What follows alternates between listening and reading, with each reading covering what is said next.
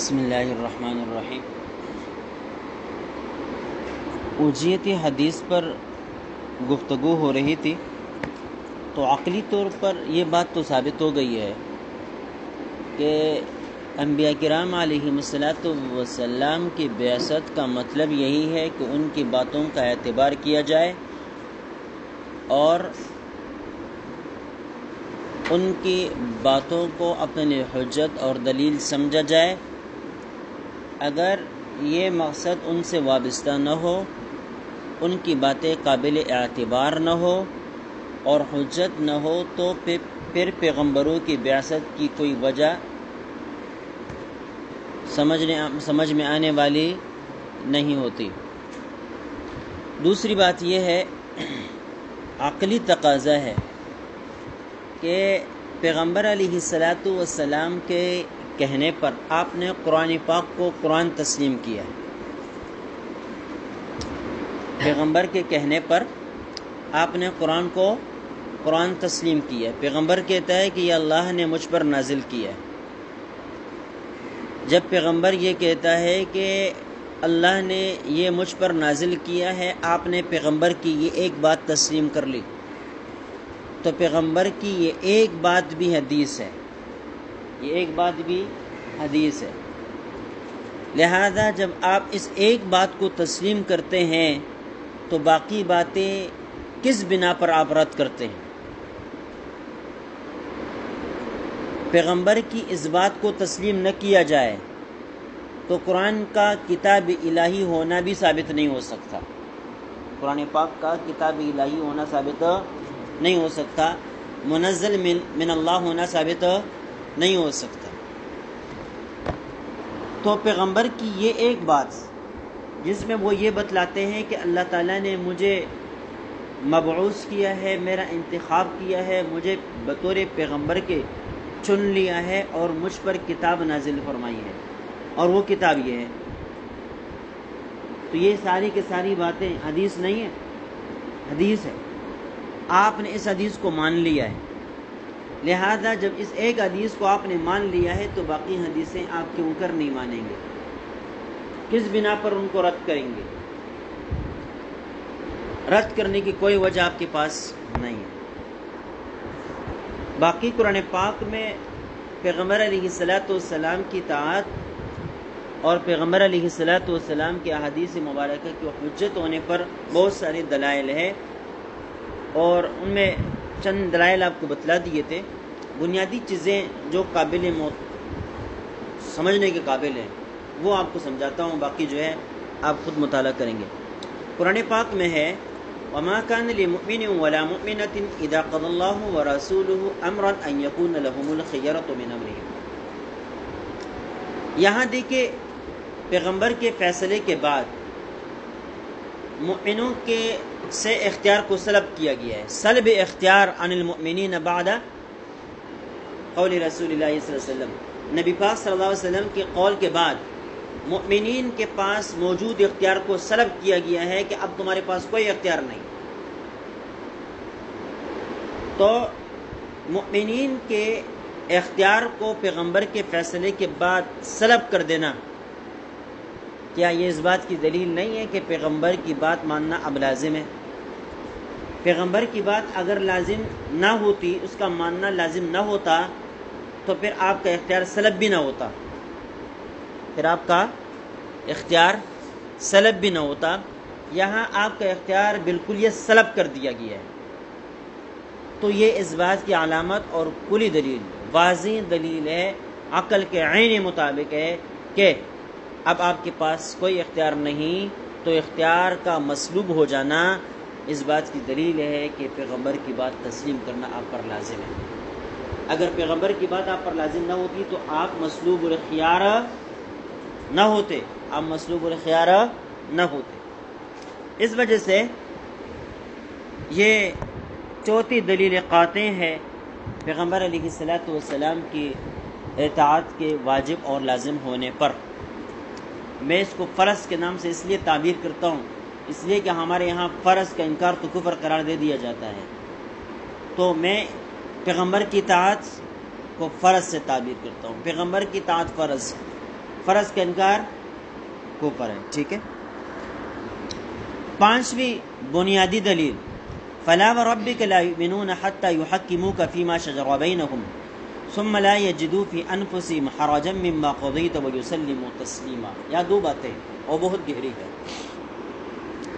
ایک ہے بطور قانون کسی چیز کو تسلیم کر لینا، اور دوسرا ہے کسی چیز کو دل سے اس طور پر قبول کر لینا کہ اس کے اندر کوئی شک و شبہ آپ کو باقی نہ رہے. یہ دونوں الگ الگ چیزیں. قانون کا تعلق جبر کے ساتھ ہوتا ہے، زبردستی کے ساتھ ہوتا ہے. آپ کا دل تسلیم کرے یا نہ کرے، لیکن قانون کو جبری طور پر ماننا اور تسلیم کرنا پڑتا ہے. بہت سارے لوگ یہ کہتے ہیں عدالت نے فیصلہ کر دیا، میرا دل تو اس پر مطمئن نہیں ہے، میرا بس چلتا تو میں یہ کرتا وہ کرتا، لیکن پھر بھی کیا کرتا ہے. بہت سارے لوگ یہ کہتے ہیں اگر پولیس نہ ہوتی تو میں یہ کرتا، قانون نہ ہوتا تو میں یہ کرتا وہ کرتا، لیکن کچھ کر نہیں پاتے. کس وجہ سے؟ تو وہ قانون کے سامنے سر تسلیم خم کیے ہوئے ہوتے ہیں، اس کے جبر، اس کی طاقت، اس کی قوت کے بل بوتے پر. اور دوسری چیز ہے ثم لا یجدوا فی انفسہم حرجا مما قضیت، کہ صرف جبری طور پر قانون کو تسلیم کرنا نہیں، دلی طور پر تسلیم کرنا ہے. دلی طور پر کیا کرنا ہے؟ تسلیم کرنا ہے. تو اب دلی طور پر تسلیم اس صورت میں ہو سکتی ہے کہ جب آپ کے دل کے اندر یہ عقیدہ راسخ ہو کہ پیغمبر کی اطاعت من جانب اللہ ہمارے اوپر فرض ہے. اور جب پیغمبر کوئی فیصلہ کرے گا تو آپ کو یہ جو پہلے سے اطمینان قلبی اور اعتقاد حاصل ہے، اس اعتقاد کی بنا پر آپ کو کوئی اعتراض بھی نہیں اٹھے گا. آپ کو کوئی ایک شخص ہے، اس کے بارے میں آپ کو یہ یقین ہے کہ یہ میرے حق میں جو بھی بولتا ہے نا سچ بولتا ہے، صحیح بولتا ہے، میرے بارے میں غلط فیصلہ نہیں کرتا.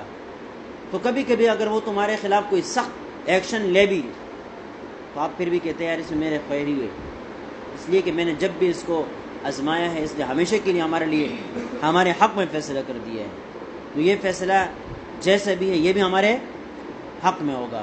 تو اب یہاں دیکھیں یہ اطمینان قلبی ہے اس آدمی کے اب تک آپ کے ساتھ جو پائے جانے والا تعلق ہے اس بنا پر. جیسے کہ ہم کہتے ہیں نا والدین کسی کی کے لیے غلط نہیں سوچتے. جب آپ کے باپ کا یہ فیصلہ ہے، آپ کی ماں کا یہ فیصلہ ہے، تو آپ کو یہ تسلیم کر لینا چاہیے. یا بعض صورتوں میں ہم کہتے ہیں استاد کسی کے برا نہیں سوچتا، کسی شاگرد کے لیے برا نہیں سوچتا، آپ کو یہ نہیں کہتا ہے تو آپ کو مان لینا چاہیے. اور طلبہ مانتے بھی ہیں، اس لیے کہ ان کا بھی ذہن میں یہی ہوتا ہے کہ استاد ہمارے لیے اچھا سوچتا ہے، تو پھر استاد سے کوئی اعتراض اور شکایت پیدا نہیں ہوتی. حالانکہ استاد سے ہٹ کر اگر کوئی اور یہ فیصلہ کر دے تو آپ اسے لڑنے لگ جائے، آپ ان سے لڑنے لگ جائے، اعتراض کرنے لگ جائے، شکوے کرنے لگ جائے. لیکن استاد نے کیا تو اس استاد کے لیے تمہارے دل کے اندر ایک احترام ہے اور اس کے اوپر ایک اعتماد ہے، اس اعتماد کی بنیاد پر آپ اس کو تسلیم کرتے ہیں. اسی طرح یہاں پر اس آیت میں صرف ایک بات ذکر نہیں کی کہ قانوناً پیغمبر کی اطاعت کرو اس لیے کہ وقت کا حاکم ہے، وقت کا حاکم ہے، تو حاکم ہونے کے ناطے پیغمبر کی بات کو تسلیم کرنا لازمی ہے. یہ تو ہے ہی، یہ تو دنیا کے تمام حکمرانوں میں یہ اصول ہے کہ قانون کے اعتبار سے حاکم وقت کا جو فیصلہ ہے اس کو تسلیم کرنا پڑے گا. اس آیت کے اندر یہ پہلو بھی ذکر ہے. یہ کیا ہے؟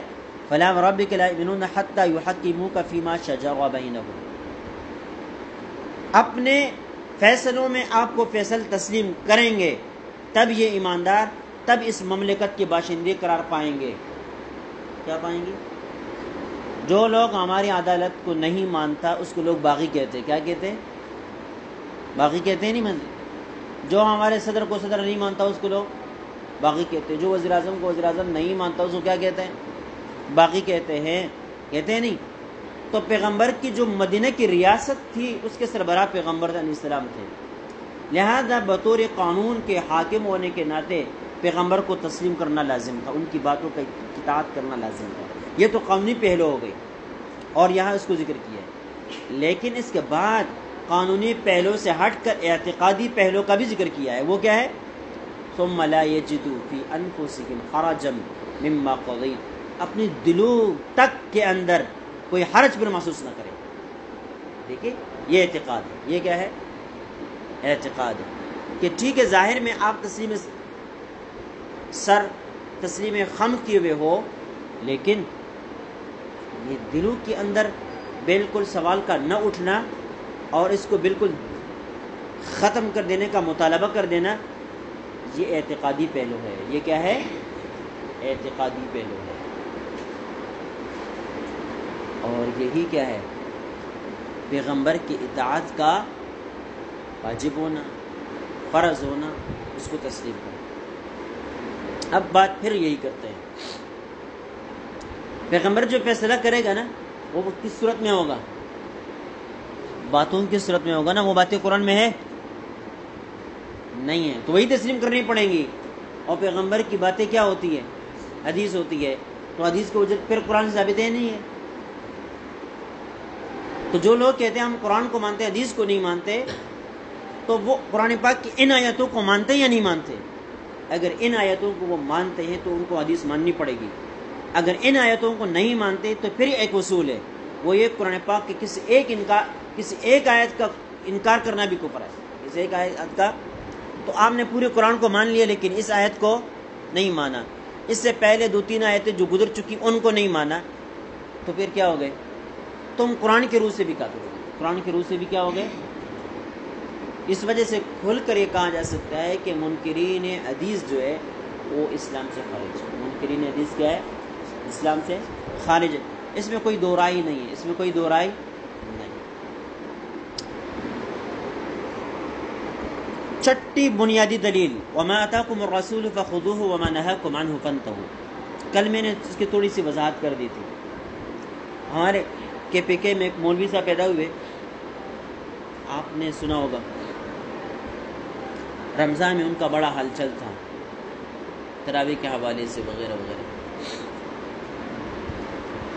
تو میں نے ان سے ٹائم لیا بات کرنے کے لیے. تو اس کے بیٹے نے مجھے کہا کہ آپ ابو جی سے بات کر سکتے ہیں رات کو 9:30 بجے.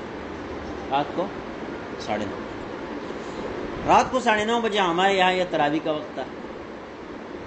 ان کے ہاں تو مشہور یہ ہے کہ تراویح پڑھتا نہیں ہے، ان کے ہاں مشہور تو یہ ہے کہ تراویح پڑھتا نہیں. بہرحال وہ 9:30 بجے کا ٹائم ہمارے پاس نہیں تھا، تو میں نے ان کو ایک میسج کیا 40 منٹ پر مشتمل. میں نے اس کو یہی بتایا کہ بھائی بات دراصل یہ ہے، حجت بازی نہیں کرتے. آپ بھی عالم دین ہیں اور شاید ہو سکتا ہے کہ احادیث کا ذخیرہ، کتابوں کا ذخیرہ، آپ کو تفسیر مفسر ہونے کا بھی دعویٰ، محدث ہونے کے بھی دعویٰ، شیخ الحدیث بھی ہے، آپ بہت کچھ ہیں. تو دلائل پر گفتگو نہیں کرتے، منقولات پر گفتگو کرتے ہی نہیں ہیں. بات کرتے ہیں صاف اصولوں پر، صاف اصولوں پر. تو میں نے ان سے کہا کہ 4 باتوں کا جواب آپ کے ذمہ ہے. 4 باتوں کا جواب آپ کے ذمہ ہے. ایک یہ ہے کہ وما آتاکم الرسول فخذوہ وما نہاکم عنہ فانتہوا. یہ آپ کے ذمہ ہے کہ یہ آیت ہمیں بتلاتی ہے کہ پیغمبر جو بتلائے اس کو ماننا لازمی ہے، اس کو ماننا لازمی ہے. تو پیغمبر جو بتاتا ہے وہ اس قرآن پاک سے ہٹ کر ہوگا، اس کی بات ہو رہی ہے، بات اس کی ہو رہی ہے، حکم اسی کے بارے میں کہا جا رہا ہے. جو قرآن نے دیا اس کو تو ویسا ہی ماننا لازمی ہے. بات اس قرآن سے ہٹ کر باتوں کی ماننے کی ہے. اب آئی بات سمجھ میں؟ تو آپ بتائیں کہ اگر ہم پیغمبر کی وہ باتیں نہ مانیں تو کیا یہ قرآن پاک کی اس آیت کی خلاف ورزی نہیں ہے؟ پھر آپ کہتے ہیں کہ ہم حدیث کے انکار نہیں کرتے لیکن اس کے ثبوت پر ہمیں اعتبار نہیں ہے، اس کے ثبوت پر ہمیں اعتبار نہیں. یہ آگے میں تفصیل کے ساتھ یہ مسئلہ آپ کو بتلاتا ہوں کہ یہ جو جرح و تعدیل کا، حدیث کے ضعیف ہونے اور قوی ہونے، صحیح ہونے کا جو فلسفہ ہے یہ کیا ہے، انشاءاللہ اس کو بتائیں گے. پہلے اس بنیادی مضمون کو لے کر چلتے ہیں. تو قرآن پاک کی یہ چیز بنیادی آیتیں بتلاتی ہے کہ پیغمبر کی اطاعت واجب ہے، اور پیغمبر کی اطاعت اس قرآن پاک سے ہٹ کر باقی باتوں میں، باقی باتیں مراد ہے. کیا ہے؟ باقی باتیں مراد ہے، ورنہ قرآن پاک کے اندر جو کچھ ہے وہ تو ویسے ہی ہم پر لازم ہے. اس کے بارے میں تو یہ کہنے کی ضرورت ہی نہیں تھی کہ جو پیغمبر تمہیں دے لے، جو تو نہ دے، نہ جو جسے منع کرے منع کر رک جائے. جو قرآن نے منع کر دی اسے منع ہو جا. قرآن میں جس چیز کا حکم ہے اس کو لے لو. یہ ہوتا نا، یہ ہوتا پھر جو میں نے قرآن پاک میں نازل کیا ہے اس کو لو، اور اسی قرآن پاک میں جن جن چیزوں کا نام لے کر میں نے تمہیں ان سے منع کر دیا اس سے رک جاؤ، یہ کہا جاتا نا. لیکن یہ تو نہیں کہا گیا، بلکہ یہ کہا گیا جو پیغمبر دے اس کو لے، اور جو پیغمبر منع کرے اسے رک جائے. ساتویں بنیادی دلیل، فَلْيَحْذَرِ الَّذِينَ يُخَالِفُونَ عَنْ أَمْرِهِ أَن تُصِيبَهُمْ فِتْنَةٌ أَوْ يُصِيبَهُمْ عَذَابٌ أَلِيمٌ. فَلْيَحْذَرِ الَّذِينَ يُخَالِفُونَ عَنْ أَمْرِهِ، وہ لوگ ڈریں جو پیغمبر کے کیا کرتے ہیں؟ اوامر کی مخالفت کرتے ہیں. کس سے ڈریں؟ ان تصیبہم فتنہ او یصیبہم عذاب علیم، فتنے میں مبتلا ہو جائیں. فتنے سے دنیاوی فتنہ مراد ہے. پیغمبر کے نہ ماننا یہ کفر ہے. کیا ہے؟ اور ابھی تک مانتے رہے، ابھی انکار کر گئے، مرتد ہو گئے، تو پھر کیا ہوگا؟ دنیاوی سزا کے اندر مبتلا ہو جائیں گے، دنیاوی سزا کے اندر مبتلا ہو جائیں گے. او یصیبہم عذاب علیم، یا درناک عذاب آخرت میں ملے گا، درناک عذاب آخرت میں ملے گا. اب یہاں دیکھیں، یہ درناک عذاب کا یہاں پر جو اس حوالے سے دھمکی دی گئی ہے، درناک عذاب کی، عذاب علیم کی. کیا یہ عذاب علیم کی جو دھمکی ہے یہ کافر ہونے کے علاوہ کسی اور عمل پر کبھی دی گئی ہے؟ قرآن پاک میں عذاب علیم کا تذکرہ کفار ہی کے لیے ہے، مشرکین کے لیے ہے، جو قرآن کے منکرین ہیں ان کے لیے ہے. یہاں پیغمبر کی باتوں کی مخالفت پر بھی عذاب علیم کی دھمکی ہے. تو عذاب علیم کی دھمکی اس بنا پر دی جا سکتی ہے کہ پیغمبر کی بات ماننا فرض ہو اور آپ نے اس فرض سے انحراف کر دیا ہو، تو آپ عذاب علیم کے پھر مستحق بن جاتے ہیں. ورنہ سنت کے بارے میں ہماری رائے کیا ہے؟ فقہا نے کیا لکھا ہے؟ عذاب علیم کا ذکر کیا ہے، بلکہ کسی نے مطلق سزا کا، عقاب کا بھی ذکر نہیں کیا ہے. البتہ پیغمبر کی شفاعت سے محرومی کا بعض حضرات نے ذکر کیا ہے کہ پیغمبر کو سنتوں کو چھوڑ دینا یہ بدبختی ہے پیغمبر کی شفاعت سے محرومی کے بعد. آئی بات سمجھ میں؟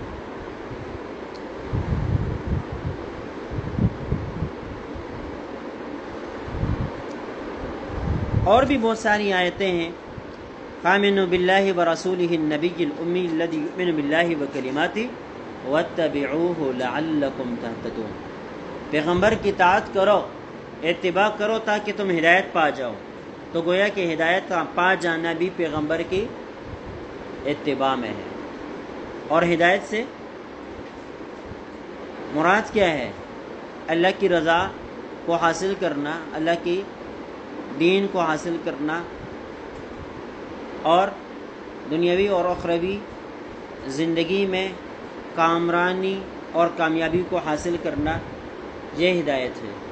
اور وہ ہدایت بتلا رہے ہیں کہ واتبعوہ لعلکم تہتدون، پیغمبر کی اتباع کرو تاکہ تم یہ ہدایت پا جاؤ. تو یہ ہدایت کا پانا بھی کس پر موقوف ہے؟ پیغمبر کی اطاعت پر موقوف ہے. تو پیغمبر کی اطاعت کس چیز میں کی جائے گی؟ قرآن سے جو ہٹ کر چیزیں ہیں ان میں کی جائے گی. قرآن سے جو ہٹ کر چیزیں ہیں ان میں کی جائے گی.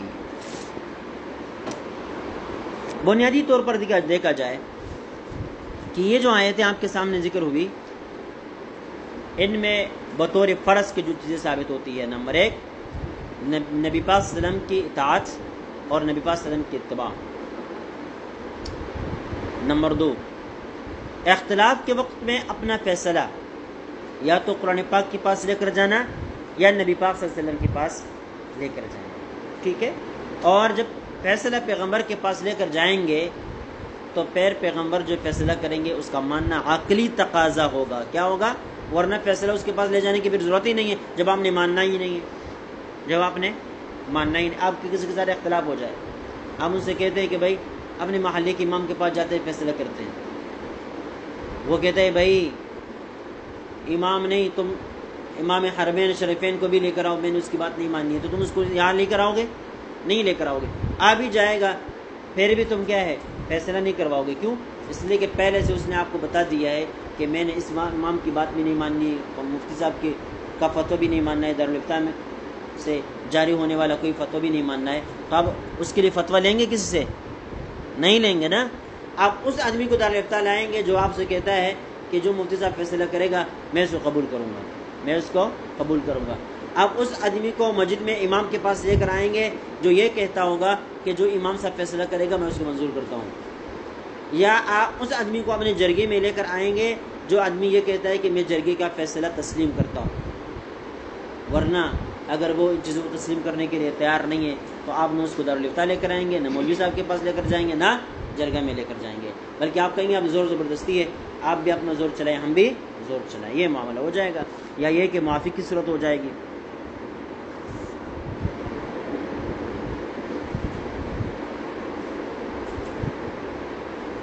تیسری بنیادی بات کہ پیغمبر کے فیصلے کے بعد مؤمن مسلوب الاختیار ہے، کیا ہے؟ تو مؤمن کا مسلوب الاختیار ہو جانا یہ بھی پیغمبر کی اطاعت کے واجب ہونے، فرض ہونے کی کیا ہے؟ دلیل ہے۔ اور یہ سارے کام اس وقت ہو سکتے ہیں جب پیغمبر کی رسالت پر، نبوت پر، ان کی بعثت پر ایمان لایا جائے۔ کیا کیا جائے؟ ایمان لایا جائے۔ اب آئی بات سمجھ میں؟ بہرحال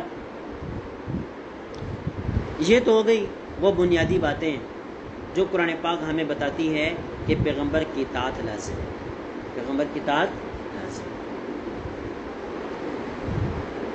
اب ان سے ہٹ کر کچھ ایسی آیتیں بھی قرآن پاک میں ہے جو واضح طور پر بتلاتی ہے کہ حدیث کو ماننا واجب ہے، فرض ہے، کیا ہے؟ اب تک حدیث کا ذکر نہیں تھا، یہ تھا اطاعت کرو، کیا تھا؟ اطاعت کرو۔ تو میں نے آپ کو ضمناً بتا دیا کہ اطاعت کس چیز میں ہوگی؟ قرآن پاک سے ہٹ کر چیزوں میں ہوگی، قرآن پاک سے ہٹ کر چیزوں میں ہوگی۔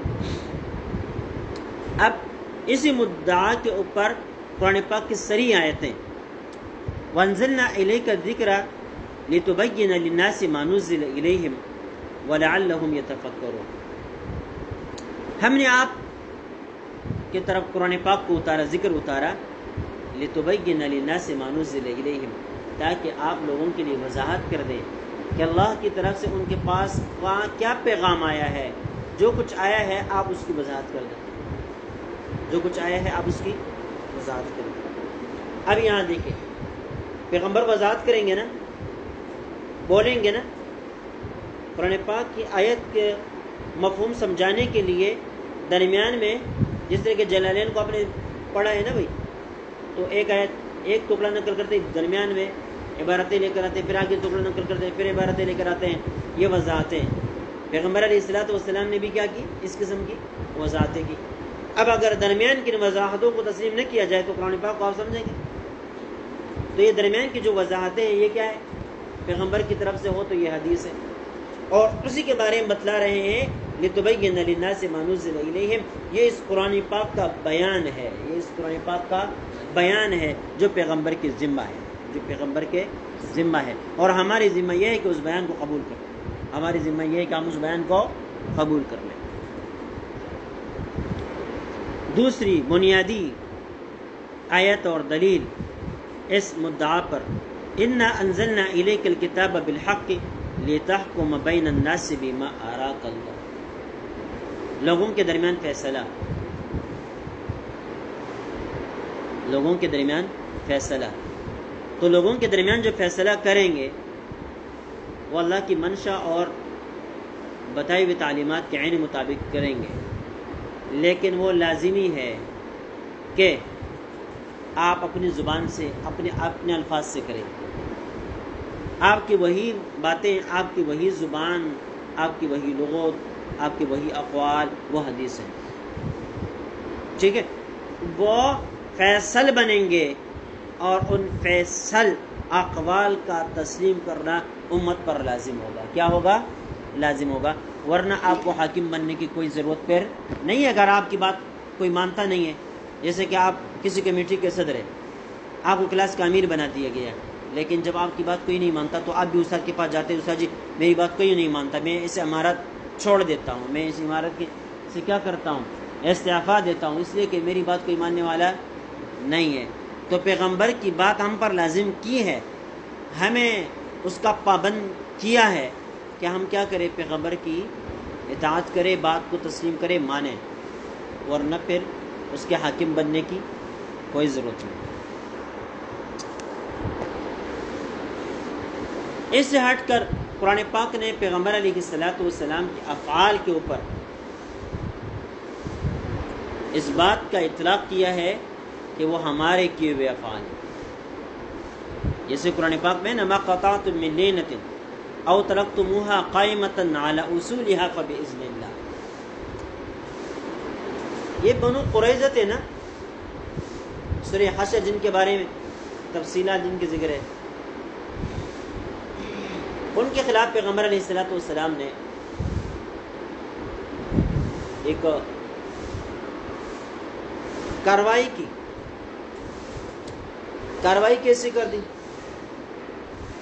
صورت یہ اختیار کی چونکہ وہ جہاں پر رہتے تھے وہ جنگل نما جگہ تھی، جہاں پر وہ اپنے لیے کیا کرتے تھے، سہارا لیتے تھے ان درختوں کا، ان جھاڑیوں کا، وہاں پر موجود جو درختیں ہوتی تھی ان سے وہ اپنی حفاظت کا کام لیتے تھے. تو پیغمبر علیہ السلام کے حکم سے وہ درخت جلا دیے گئے، وہ جنگلیں صاف کروا دی گئی تاکہ ان کے چھپنے کی جگہ باقی نہ رہے. کچھ چھوڑے بھی، کچھ کاٹے بھی، کچھ جلائے بھی، لیکن قرآن پاک میں یہ حکم کہیں پر نہیں ہے کہ پیغمبر کو یہ بتلایا گیا ہو کہ تم ان کے درخت جلاؤ، کیا کرو یا ان کو کاٹو، اس کا کوئی ذکر ہے فلاں درخت کو چھوڑو فلاں کو کاٹو، ایسا کوئی حکم پورے قرآن پاک کے اندر کہیں نہیں ہے، نہیں. لیکن قرآن کہتا ہے کہ تم نے یہ جو کام کیا میرے حکم سے کیا، میری اجازت سے کیا. تو آپ قرآن پاک سے پوچھتے ہیں کہ آپ نے اجازت کیسے دی، کہاں دی؟ الحمد شریف سے لے کر والناس تک قرآن پاک کو پڑھتے جاؤ، کہیں پر بھی اللہ تعالیٰ نے پیغمبر کو مخاطب کرتے ہوئے یہ نہیں کہا کہ اقطعوا الاشجار، کہ آپ کیا کریں، درختوں کو کاٹیں. کہیں ہے یا حرقوها، یا ان کو جلا دیں، کہیں پر ہے نہیں ہے. تو پھر اللہ کیسے کہتے ہیں کہ آپ نے میرے حکم سے یہ کام کیا ہے، میرے حکم سے یہ کام کیا ہے. پیغمبر، ہمارا یہ اعتقاد ہے کہ پیغمبر نے یہ کام اللہ ہی کے حکم سے کیا ہے. دو وجوہات کی بنا پر ہمارا اعتقاد ہے. ایک تو پیغمبر علیہ السلام اللہ کے حکم کی خلاف ورزی کرتے ہی نہیں، وما ينطق عن الهوى ان هو الا وحی یوحی. ایک دوسری بات یہ ہے کہ اللہ خود کہتا ہے کہ میرے حکم سے کیا ہے. پیغمبر بھی کہتا ہے کہ میں نے اللہ کے حکم سے کیا، اللہ خود بھی کہہ رہا ہے کہ میرے حکم سے کیا ہے. تو لہذا دونوں بیانات یہ مخبرین صادقہ ہیں کہ نہیں، لہذا ان کا ماننا لازم ہے کہ نہیں، ماننا لازم ہے. تو ہم پوچھتے ہیں کہ اللہ نے کہاں کی دیا، قرآن میں تو نہیں. لہذا دوسرا راستہ کیا ہے، حدیث، وحی خفی. وحی خفی، وحی خفی جو ہے وہ حدیث ہے، وحی غیر مطلوع جو ہے وہی حدیث ہے، اور اس کو اللہ تعالیٰ نے فرما دیا کہ میرا ہے، باذن اللہ ہے. کیا ہے؟ باذن اللہ. سمجھئے؟ دوسرا واقعہ، وما جعلنا القبلة التي كنت عليها الا لنعلم من يتبع الرسول ممن ينقلب على عقبيه. پہلے نمازیں جو پڑھی جاتی تھی بیت المقدس کی طرف پڑھی جاتی تھی، بعد میں تحویل قبلہ ہو گیا اور کعبہ مشرفہ یہ بطور قبلہ کے متعین ہو گئے۔ اب اللہ رب العزت فرماتے ہیں کہ پہلے تم جو بیت المقدس کی طرف نماز پڑھتے تھے وہ بھی میرے حکم سے تھا۔ کہاں ہے اس کا حکم؟ ہے کہیں؟ بھائی کہیں پر قرآن پاک میں یہ بات ہے کہ تم وجہوا الی بیت المقدس فی صلاتکم، کہ تم ہمیں نمازوں میں بیت المقدس کی طرف منہ کر لیا کرو، یہ ہے؟ کہیں پر نہیں ہے، لیکن اللہ کہتے ہیں کہ وہ میرے حکم سے تھا، اب میں اس کو کیا کر رہا ہوں؟ تبدیل کر رہا ہوں، یہ بات جاننے کے لیے کہ ہماری اطاعت کون کرتا ہے کون نہیں کرتا، ہماری اطاعت کون کرتا ہے کون نہیں کرتا۔ اب آئی بات سمجھ میں؟ تو ہم یہ کہتے ہیں کہ پیغمبر کو اللہ کی طرف سے حکم تھا اس کو قبلہ بنانے کا، لیکن اس حکم کا ذکر قرآن پاک میں نہیں، وحی غیر مطلوب میں ہے، یعنی حدیث میں القاء فی القلب یا القاء فی الروح وغیرہ صورتوں میں، جو حدیث کے اخذ حدیث کی مختلف صورتیں ہیں، ان میں سے کسی صورت کے ذریعے سے پیغمبر کو یہ حکم دیا گیا تھا۔ اور یہ ہمارا دعویٰ نہیں، قرآن پاک کا بیان ہے، ہمارا صرف دعویٰ نہیں بلکہ قرآن پاک کا بیان ہے۔ ہم نے یہ دعویٰ بھی قرآن سے لیا، قرآن پاک میں اس کا ذکر نہ ہوتا تو ہم اس کو دعویٰ بھی نہ بناتے۔ اب آئی بات سمجھ میں؟ لہذا ہر اعتبار سے یہ بات پتہ چلی کہ قرآن پاک کی طرح احادیث مبارکہ بھی حجت ہے، قرآن پاک کی طرح احادیث مبارکہ بھی حجت ہے۔ خود احادیث مبارکہ سے بھی یہ بات ثابت ہے کہ پیغمبر علیہ الصلوۃ والسلام فرماتے ہیں ترکت فیکم امرین لن تضلوا ان تمسکتم بہما کتاب اللہ و سنت رسول، جب تک دو چیزوں کو تامے رکھو گے کبھی گمراہ نہیں ہوں گے۔ ایک کیا ہے؟ کتاب اللہ، دوسرا کیا ہے؟ سنت رسول۔ تو سنت رسول کی اطاعت کریں گے تو گمراہی سے بچیں گے نا، تو اطاعت فرض ہوگی تو گمراہی سے بچنے کا ذریعہ ہوگا۔ اس وجہ سے فرما رہے ہیں حدیث میں، آپ صلی اللہ علیہ وسلم خود بتا رہے ہیں کہ میری اطاعت کرنا، میری حدیثوں کا ماننا لازم۔ دوسری روایت میں ہے حضرت معاذ رضی اللہ تعالیٰ عنہ کا جو مشہور واقعہ ہے، یمن کی طرف بھیجے جا رہے تھے، کہنے لگے فیصلے کیسے کریں گے؟ تو کہنے لگے کیا؟ قرآن پاک سے، قرآن پاک میں نہ ملے تو سنت رسول سے۔ اب آئی بات سمجھ میں؟ اس طرح پیغمبر علیہ الصلوۃ والسلام نے ایک عجیب قسم کی حدیث ارشاد فرمائی، الا وانی اوتیت القرآن ومثلہ معہ، خبردار رہیے کہ مجھے قرآن پاک بھی دیا گیا اور اس کا مثل کوئی اور چیز بھی دی گئی۔ اور چیز کیا ہے؟ وہ کیا ہے؟ وہ بیان کرنی پڑے گی، اور وہ حدیث کے علاوہ کوئی اور نہیں ہو سکتا، وہ حدیث کے علاوہ جو اور نہیں ہو سکتا۔ پھر فرمایا الا یوشک رجل شعبان جالس علی ارکتہ یقول، ایک آدمی ہوگا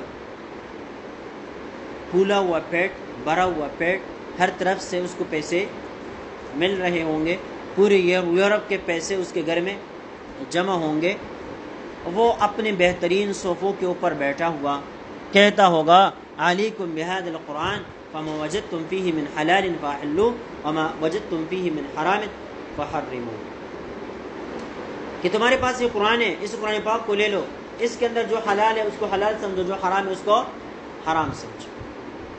آج کل کے منکرین حدیث کا ہو بہو یہ حال، سب سے ٹاٹ باٹ کی زندگی گزارتے ہیں، ہر قسم کے مال و دولت کے ریل پیل ان کے گھروں کے اندر بھی ہے، ان کے پورے خاندان کے اوپر ہے، بلکہ خاندان کیا ان کے ساتھ وابستہ ہر شاگرد جو ہے کیا ہے؟ مال و دولت کے ریل پیل میں، ہر ایک صوفے پر بیٹھ کر ویڈیوز بنا رہے ہیں، اور بہترین کیا ہے؟ سہولیات سے لیس ہو کر قلم ہاتھ میں لیے ہوئے لکھ رہے ہیں۔ کوئی مشقت ان کی زندگی میں تو ہے ہی نہیں، مشقت ان کی زندگی میں تو ہے ہی نہیں۔ آئی بات سمجھ میں؟ تو حدیث میں جو پیشن گوئی ہے ہو بہو وہی ہے، ہو بہو وہی۔ آج کوئی یہ سوال کر سکتا ہے کہ آپ جو یہ روایتیں ذکر کرتے ہیں خود روایت ہے، یہ خود حدیث ہے، حدیث کو حجت کو حدیث سے ثابت کرنا یہ کس کو مستلزم ہے؟ ہاں، اثبات الشیء من نفسہ، یعنی ایک چیز کو خود اس کی نفس سے ثابت کرنے کو مستلزم ہے، اور اس طرح یہ درست نہیں ہوتا۔ تو ہم نے اس کا جواب میں ہم یہی کہیں گے کہ بھئی ہم نے پیغمبر کی احادیث کی حجت کو قرآن سے ثابت کیا ہے، لیکن احادیث بھی اسی قرآن کی کیا ہے؟ بیان ہے، تو اس بیان سے بھی ہم نے کیا کر دیا؟ ثابت کر دیا۔ اگر تم حدیث کو حدیث نہیں مانتے، حجت نہیں مانتے، تو قرآن پاک کی ان آیتوں کو حجت مان لو جو ہم نے آپ کے سامنے پیش کر دی۔ پھر جب وہاں حجت مانو گے نا، تو یہاں تمہیں نتیجتاً یا تسلیم کرنا پڑے گا، نتیجتاً یا تسلیم کرنا پڑے گا۔ اس لیے قرآن تمہیں کہتا ہے کہ مانو، کیا مانو؟ یہ حدیث مانو جس میں حدیث کہتا ہے، جس میں پیغمبر علیہ السلام کہتے ہیں کہ مجھے قرآن بھی دیا گیا اور حدیث بھی دی گئی۔ اب آئی بات سمجھ میں؟ اور بھی بہت ساری چیزیں کہیں جا سکتی ہے، لیکن اب جو ہے آگے جاتے ہیں۔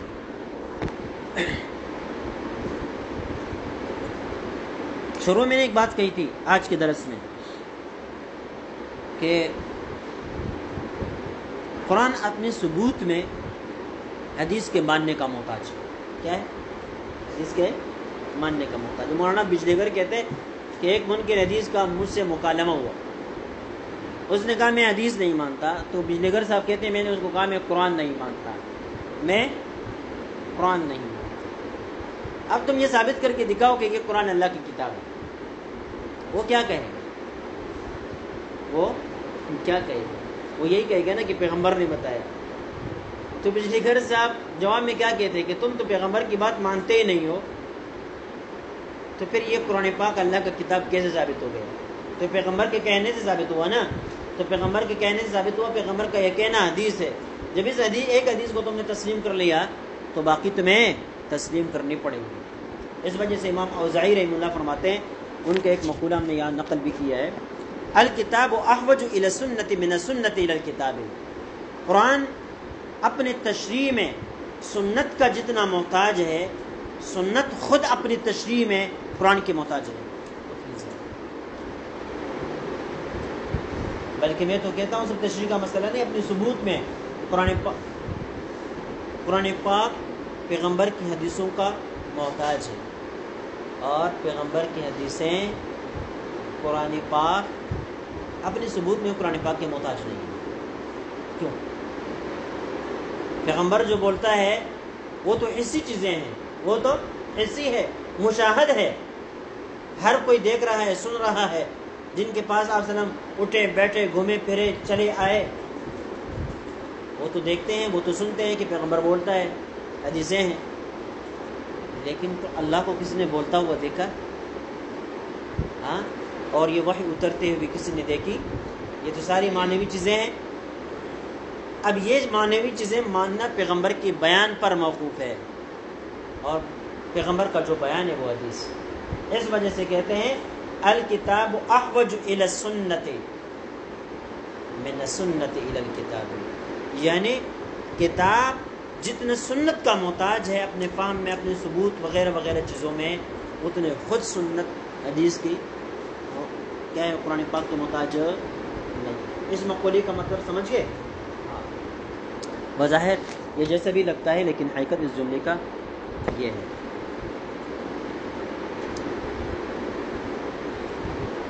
اب آخری بنیادی بات، آخری بات، سنت کے فوائد۔ ہمیں سنت کیوں ماننی چاہیے؟ ہمیں سنت کیوں ماننی چاہیے؟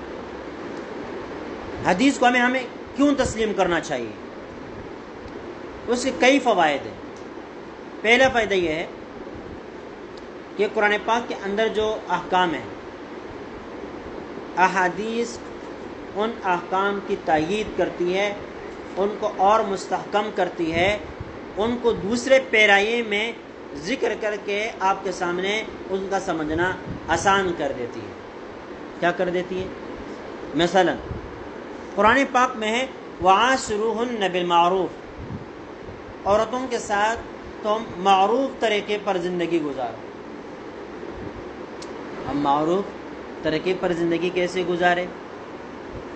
حدیث کے ذریعے سے اس کیسے کا جواب ملتا ہے، اس کیسے کا جواب ملتا ہے۔ اگر کوئی شخص کہے کہ وعاشروہن بالمعروف کی جو تعبیر ہے وہ تعبیر میرے سمجھ میں نہیں آتی، تو پیغمبر نے بتلایا کہ اس کی تعبیر یہ ہے اتقوا اللہ فی النساء، عورتوں کے بارے میں اللہ تعالیٰ سے ڈرو، فإنہن عندکم عوارض، اس لیے کہ یہ تمہارے پاس اللہ کی نعمت ہے، اس نعمت کا کیا کرنا ہے؟ احترام کرنا ہے، اس کا شکر ادا کرنا ہے۔ واستوصوا بالنساء خیرا، عورتوں کے بارے میں میری وصیت کو قبول کر لو کہ تم نے اس کے ساتھ اچھی زندگی گزارنی ہے۔ وہی وعاشرہن بالمعروف کا مطلب ہے۔ اگر تمہیں عاشرو کا ترجمہ نہیں آتا تو پیغمبر کی ان الفاظ کا ترجمہ تو آتا ہے نا، اس کو لے لو، اس کو لے لو۔ تو اس حکم کے ذریعے سے، اس حکم کی کیا ہو گئی؟ ان احادیث کے ذریعے سے تائید ہو گئی، استقرار ہو گیا، استحکام ہو گیا، اور وضاحت ہو گئی، اور وضاحت ہو گئی۔ تعبیر بدلنے سے بات سمجھ میں زیادہ آتی ہے۔ ایک لفظ عربی میں لکھا ہوا ہے، آپ آتے ہیں کہ سر جس کا مطلب کیا ہے، تو آپ کو جب وہ مطلب بتا دیے جاتے سمجھتے ہی نہیں سمجھتے، اب آتا ہی سمجھ میں۔ تو ایک لفظ ہے، آپ بھی عربی دان ہیں، لیکن ہم بہت سارے الفاظ ہیں پشتو کے ہمارے سمجھ میں نہیں آتے، کس سے پوچھنے پڑتے ہیں، اردو کے الفاظ ہمارے سمجھ میں نہیں آتے، اس کے لیے پوچھنا پڑتا ہے۔ اب آئی بات سمجھ میں، ہم نے پوچھ لیا۔